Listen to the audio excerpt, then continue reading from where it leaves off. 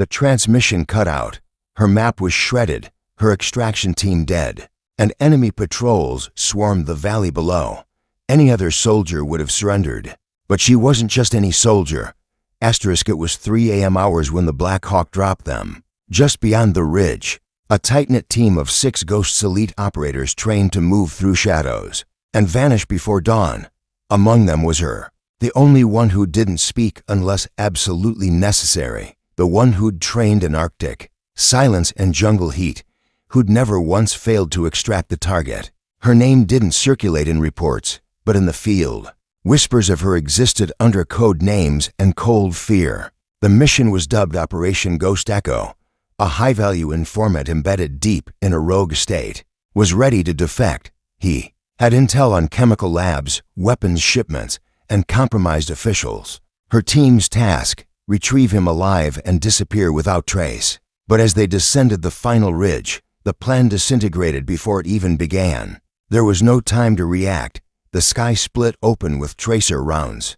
A deafening crack split the night as the point man was hit face down before his body even knew it was dead. Someone had leaked their landing zone. It was a textbook ambush. But to perfect machine gun nests already locked, snipers on elevation, and RPGs positioned to corner movement. The only explanation, they were never supposed to make it out. She hit the dirt, crawling beneath roots and shattered limestone, instincts overriding panic. 2 more teammates screamed through the radio before silence devoured the channel. In the chaos, she broke left through brush, bleeding from a shrapnel wound in her thigh but alive. Barely. She knew retreat wasn't an option. They were too deep. And worse, extraction was now impossible.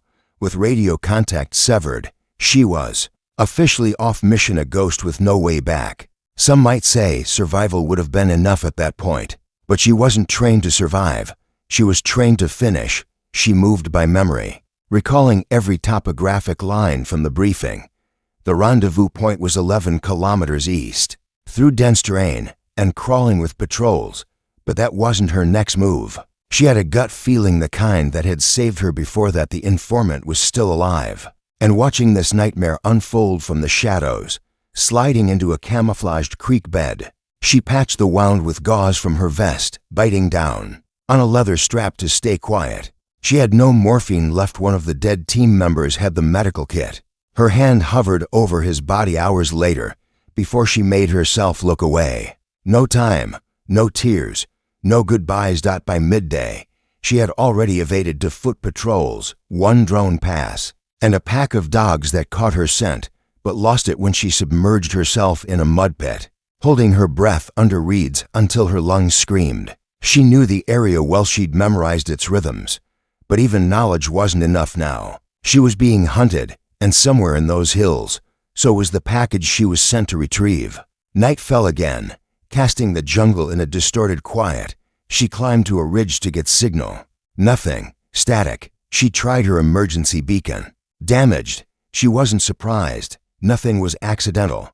This op was compromised from the beginning. She rested only in microbursts. 10 minutes here, a few seconds there, never deep enough to dream. Not because she didn't want to, but because every sound felt like the last sound she'd hear. Sleep, in this world, was a vulnerability she couldn't afford. She found signs of the informant on the second night, a piece of torn cloth with coated stitching. Just like the one in the briefing photo, it had been left on purpose, facing northeast, toward an abandoned communications outpost nestled near a ravine. He was trying to make contact too. Her approach was slow, painstaking. Every rustle of leaves could be a booby trap, every shadow an ambush. But she'd learned something important during that mission. When there's no backup, your mind becomes your deadliest ally or your worst enemy. She thought of the team then. Their last words, the fear in their eyes, how they'd all believed this was a milk run. She remembered her handler's voice before the drop. This isn't your typical op. If anything feels wrong, pull out. But she hadn't. She couldn't. The job wasn't done. And their deaths couldn't be for nothing. Hours before dawn, she spotted movement through her scope. 2 enemy soldiers dragging a limping man toward the ravine. He wore civilian clothes, but his eyes scanned the tree line with purpose. It was him. They hadn't killed the informant. They wanted to use him, or break him. She had one magazine left, and no margin for error. Taking cover behind a ridge of cracked stone, she set up the shot. To 180 meters, wind moving crosswise, she held her breath. One shot center mass sent the first soldier crumpling. The second spun and fired blindly. Bullets shredding bark. She moved positions quickly, breath steady, heart not. Second shot. Down, she sprinted, dragging the informant out just minutes before a reaction team arrived. No comms, no air support, no extraction signal, just two broken bodies moving as fast as survival would allow. The mission wasn't over, but she had just brought it back from the dead. The darkness pressed in from all sides, not just around her but inside her. There was no sound beyond the beat of her heart and the quiet crunch of her boots. Moving over damp underbrush, the informant she had just rescued was barely conscious, mumbling in a dialect she half understood. His shoulder dislocated and his face bruised beyond recognition. She had no time to stop. They needed to be gone. Before enemy forces realized the bodies at the ravine weren't alone, her GPS was fried, and the sat map she'd memorized was already outdated. Terrain had shifted due to a recent landslide, meaning even the safest routes were now wild cards. She wasn't just behind enemy lines, she was trapped in a shifting maze.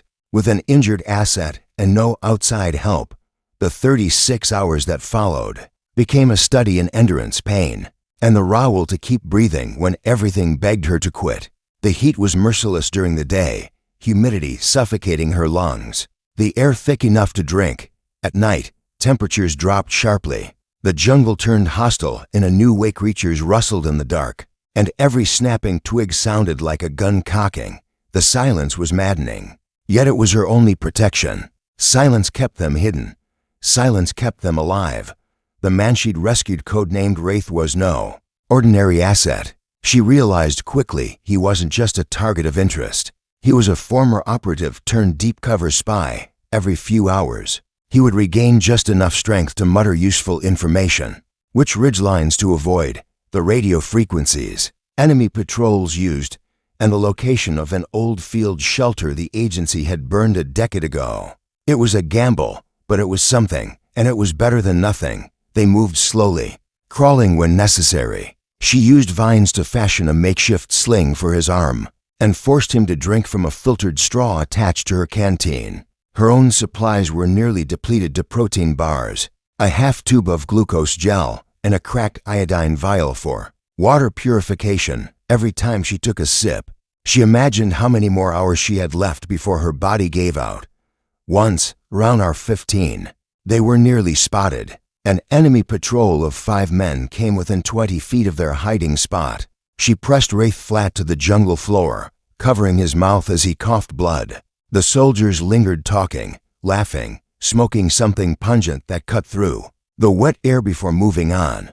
The moment they were out of range, she vomited from sheer stress. But she didn't stop, couldn't. She wiped her mouth and kept going. Her body began to betray her. Blisters tore open on her heels, soaked and raw from trekking through wet ground. Her thigh wound burned hotter with each step. The jungle infected everything. It made wounds angry, thoughts slow, and fears louder. Dehydration brought on hallucinations. She began to see shadows in the trees, faces from the past. At one point, she heard her brother's voice, the one who died during his first deployment, saying, "It's okay to stop now." But she didn't stop. She remembered something her instructor once told her during survival training. When your body quits, you've still got 40% left. The mind breaks before the body does. Control the mind, and the body will follow. She clung to that, repeated it, turned it into a rhythm that carried her forward. At R21, they found the shelter, a collapsed communications relay station, half covered by vines and rot. Inside, among broken radio parts and moldy blankets, she found a working hand crank, transmitter buried in rust. It wasn't modern, but it could send a Morse signal. She barely knew if anyone was still listening on the old emergency bands, but she tried. Crank, tap, signal, over and over. No answer. She tried again. Still nothing.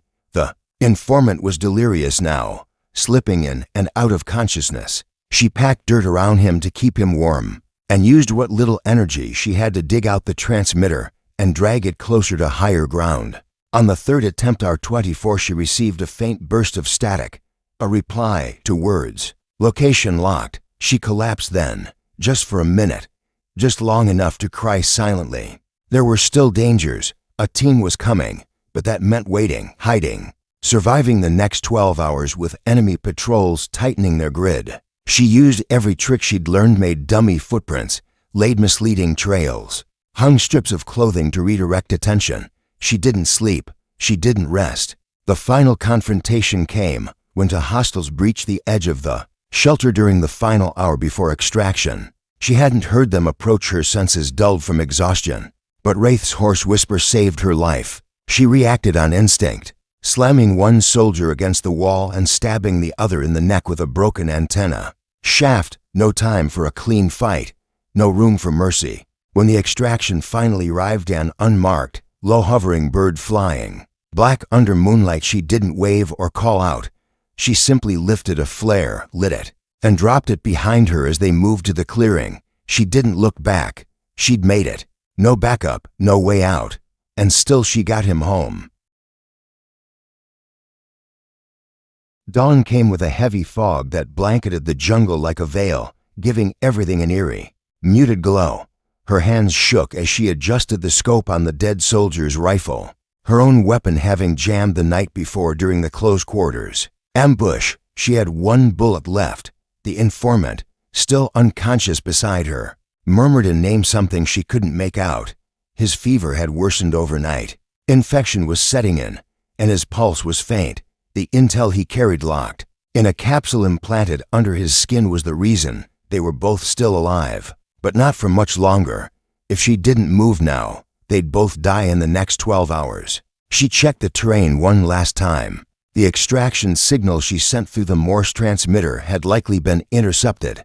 That meant enemies were converging, and time was disappearing fast. The exfil point was a clearing just beyond a cliff edge, 2 kilometers through thick brush and heavily patrolled ground. It was a death run, but there was no other way. She hauled the informant over her shoulder, every step setting fire to her thigh and back. The weight was unbearable, not just of his body but of the mission, of the fallen team, of what waited back home if she failed. She pushed forward anyway. Midway through the final stretch, she heard them, voices, close. Too close. She dropped low, dragging the informant behind a large tree root system and covering him with ferns.